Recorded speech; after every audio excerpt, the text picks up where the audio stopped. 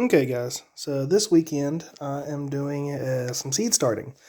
Um, the last average frost for my area is supposedly April 15th, but I'm figuring it's probably going to be more like May 1st, and so we're about 12 weeks out from May 1st here. Uh, if it is the earlier date, then I'm still within my tolerance zone for my 8 to 12 week plants that I'll be planting, and so there's no chance that anything will be it's bad timing as far as that's concerned. So I wanted to go over a little bit how I at least prep my seed starting trays. And these are just the Jiffy trays that they've got at Walmart. So it's not like I went and bought anything fancy or expensive. I do have my seed starting mix here. And as you can see, it's been pre-moistened. I went ahead and moistened it. You want it to be this consistency where when you squeeze it together, you don't have a whole bunch of water running out, but it doesn't just fall apart super easy either. So there's got some hold to it. It'll still kind of hold together like that.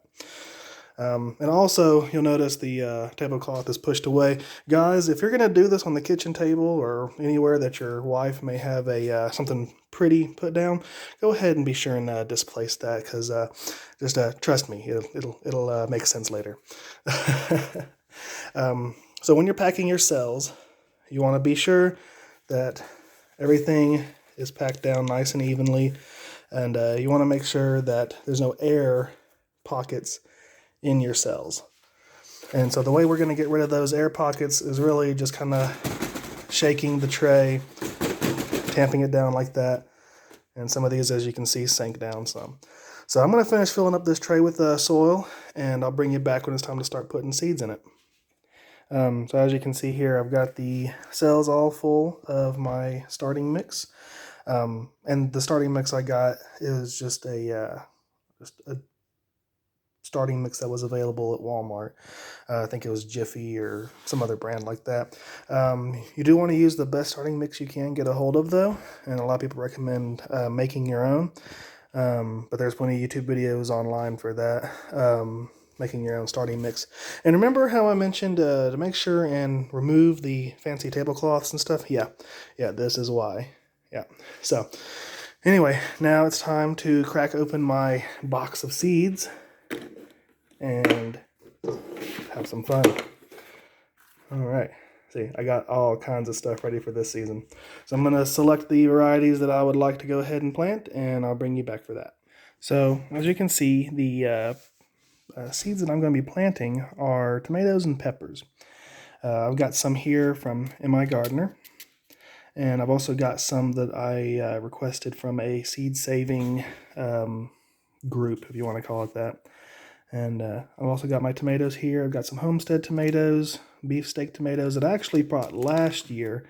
But the good thing about seeds is even though they have a, packaged for 2020, it's still going to be good for a few years even after that.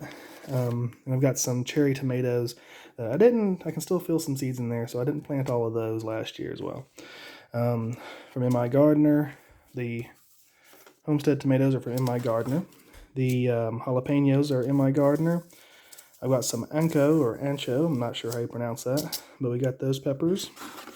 And then from that seed saving, we've got some Anaheim peppers, some peach habanero, some poblano, and of course the dreaded Carolina Reaper.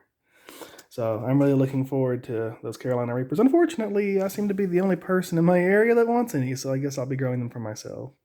But do note that on the back of your seeds, it'll tell you basically the depth to plant and spacing and all that good information. So be sure and read the back of your seed packets, unless of course you're part of a seed sharing organization, and then they won't have anything like that. So you just kind of have to use basic knowledge. But you know, most peppers are going to be about the same planting. So like this one says, it'll focus space planting. Usually they'll have depth for some things, like on this one here. It shows 1/4 inch depth for the tomato, and I'll probably go with that with the peppers too. That's the good thing about plants, is they want to grow, they want to live and thrive. So as long as you give them a good start, then you know they'll do their thing. The only plant that I know of that doesn't like to be buried as far as its seed is concerned is celery. I'm sure there's a few others out there, but I haven't discovered those yet. Which I'll be starting celery probably in another flat as well. Probably not today though. Anyway, let's get into it. So let's start with these cherry tomatoes first. I'm not even sure how many are in this packet, so I'm going to find out the same time y'all do. And for all I know, there could just be some specks of dirt in here from the last time I did it. But no, I think I see seeds. There's some seeds in there. They're just a little shy. But I do have a few seeds. So what I'm going to do is I'm going to take my Sharpie here, and with the end of my Sharpie, I'm going to put a little divot in my cells. Just like that.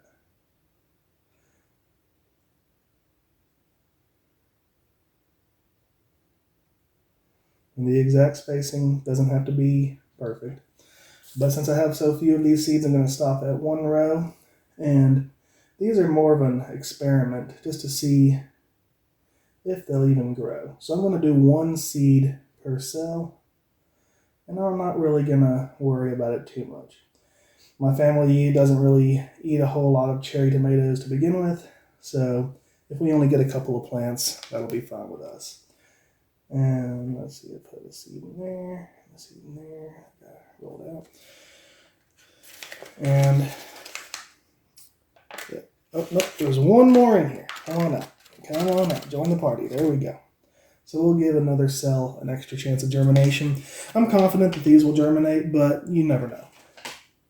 Alrighty, so we'll go ahead and make up a label for them. With these cells, I like to use the thin labels just because they're thin and they'll be easier to manage as far as the space they take up. So I'm going to pull out a few of these. And we'll write on here.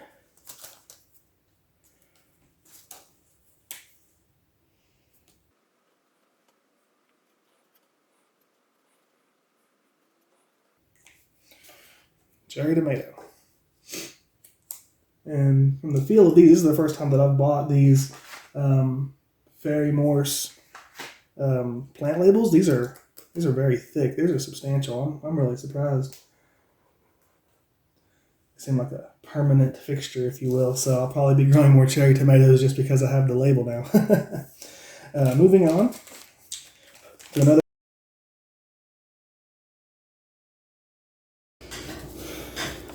So I've got these Anaheim peppers, and had a little issue I had to take care of off camera. So anyway, I'm back. I do have some tweezers here. That's another nice thing that you can use to help you place your seeds a little bit easier. So you don't have to pinch them with your fingers. You can just go ahead and pick them up with your tweezers. So I'll go ahead and I'll put one seed per cell, being really careful not to damage the seeds with the tweezers or lose the seed in the cell it's not supposed to be in, which is kind of a bummer if you are trying to grow something and you put it in the wrong cell, and then not knowing that you did that, you end up thinning out the wrong seed. So be careful what cells you put stuff in, especially if you have multiple types like I have right here. Alrighty, and so I'll put these on here.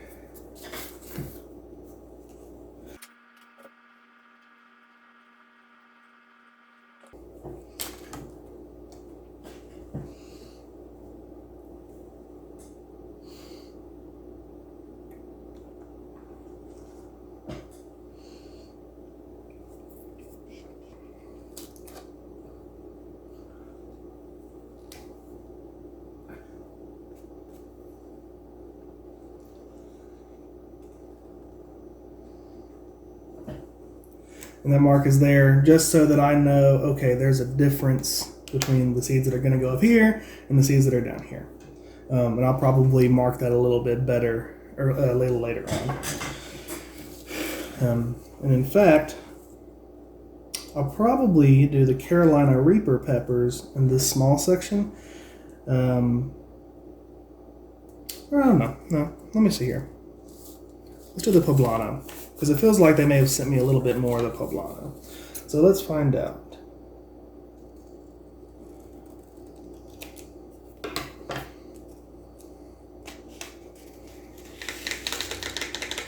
Oh, they sent me less with the poblano, but that's fine too. So that actually works out really well for what we're doing here. Got one seed there, one there, and one there. And then they've got 3 more, but I'll actually start those in little tiny pots just to watch them grow individually. That'll be nice. And more of these.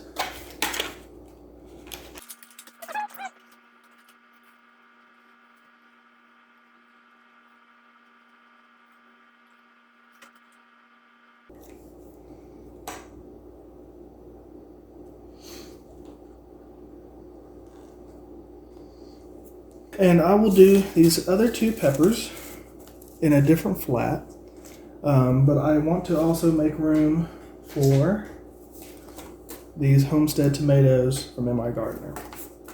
Like I mentioned earlier, M.I. Gardener has a bunch of really good stuff that he's got going on up there in the Great White North, and you should go check him out and support what he's doing. He's doing some good stuff. Not a paid advertisement. He probably doesn't even know I exist. But shout out Luke from M.I. Gardener.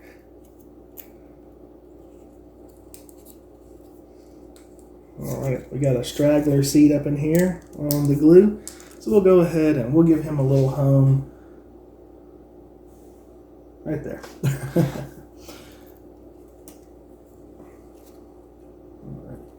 And then the rest of these seeds, we will give them little homes right here as well.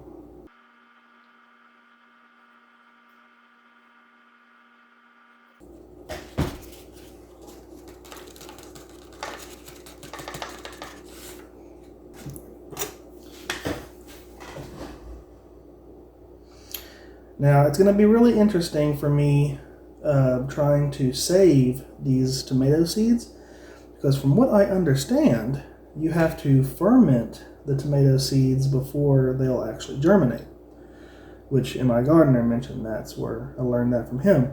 But I'm not sure how to really do it, so I'll have to rewatch his videos. But I'll definitely bring you guys along for the process to see how it goes.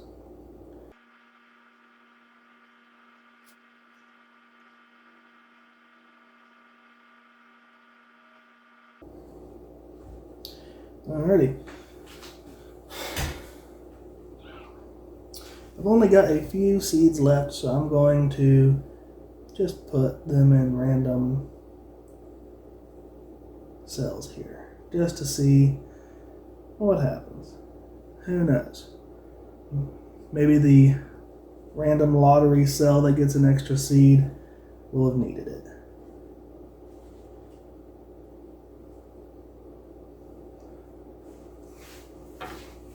Alright, so all of our seeds are in their cells. And it's at this point, once I mark these homestead tomatoes,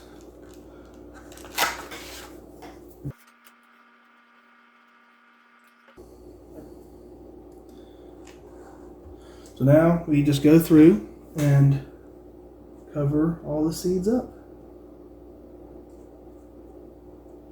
And it's really just this simple. I know a lot of people are intimidated by gardening because they don't know how to do certain things. But, you know, just getting started, doing these simple things that everyone can grasp is probably the best thing you can do. Like, will there be like pest issues and nutrition, soil nutrition issues and stuff in the future? Sure, yeah.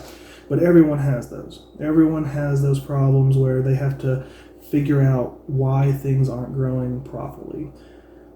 But that doesn't mean that you shouldn't do it. This is probably the best thing that all of us can be doing right now, is developing our own food security. That's why I'm doing it. I want to save money on food, but I also want to still have the same variety in case things get worse than they currently are. Things are kind of crazy right now in the world, and no one ever really knows what's going to happen next. So this is my attempt to kind of make sure that things will kind of stay in a sort of normalcy, because nothing's really normal right now. So I don't know. This is my new normal, I guess. Everyone talks about the new normal. Well, we shouldn't have to live by the new normal that society gives us. If there's going to be a new normal, we should get to make our own new normal. You know what I mean? So that's really the whole purpose of this channel, really, is just independence and, making sure that you live the life that you want to live. You don't have to be shackled down or, put in a situation that isn't the spot that God needs you to be in to do what He needs you to do. We're all put here for a reason. We're all meant to do something here. And if we shackle ourselves to bad situations, bad places, bad people, anything like that, then all that does is puts us in a situation where we can't do the things that we're meant to do with our life. That's not to say that we need to avoid people or avoid places, but we just need to be, wary. We need to be careful and be conscious of what we're doing and why we're doing it. Too many people these days, especially in my generation, just kind of shamble through life and don't really think about stuff and just live one day at a time. And that's what gardening kind of makes you not do. You can't live one day like these plants. I'm not going to see these plants for probably a week before, and then they'll just be little bitty sprigs, little nothing. I'm not going to get tomatoes from these tomatoes. I'm not going to get peppers for at least another 5 months. So, you want to start thinking ahead and thinking of the future? Start a garden. That'll really get you thinking. But, at this point, the only thing we really need to do is just kind of water them in. And I like to use a spray bottle just because I feel like I have a little more control. But I will say this, don't get the Mainstays ironing spray bottle. Yes, it's 86 cents or whatever, but it is a piece of garbage. The little plunger, it gets stuck. It'll probably do it here in a second. Or now that I'm talking bad about it probably won't. Let me see. Yeah, just like that. See, the little plunger in there is stuck, and now I gotta pry it out. Yeah, so... yeah, did you save money on it? Yeah, probably, but you paid for it with frustration and aggravation. So get a better one. Get a much better one than this. I'm probably going to replace this soon because this is just an annoyance. See, now it's every other spray is, yeah, see, it's, no, you don't want this thing.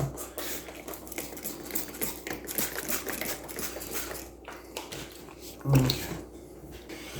Now that I've watered my seeds in, we're going to actually use this guy here, provided my labels aren't too tall, which they are. So I'll have to cut those down just a wee bit.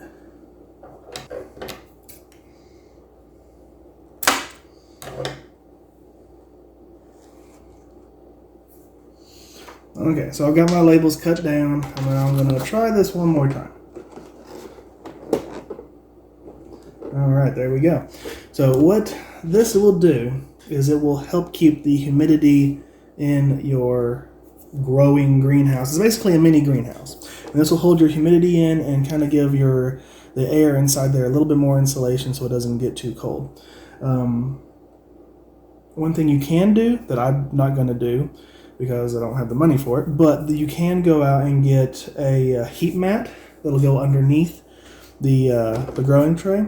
and that'll keep your soil temperature, if it's still really cold in your area, it'll keep the soil temperature at a nice 65, 70 degrees, which is about what you're going to want to help promote germination. You get a better germination rate that way. But I keep my house at about 69 degrees anyway, so and the grow table is right next to a furnace register, so I'm not worried about temperature. But now all that's left to do is go and put this out in either in your windowsill, your south-facing windowsill, or under your grow lights, or wherever else you're going to keep it to try and get that maximum sunlight that you can. You don't want your plants to get too leggy, so you need to put them in a good spot that's going to get plenty of sun. And once they get about an inch tall or so, put a very weak fan on them, and that air flow from the fan will simulate wind, and that'll help keep them, make them develop really strong roots. So, thank you for watching, and I hope this was at least a little bit informative, or at least entertaining to watch. But thanks for watching, and we'll see y'all next week. God bless. Have a good one.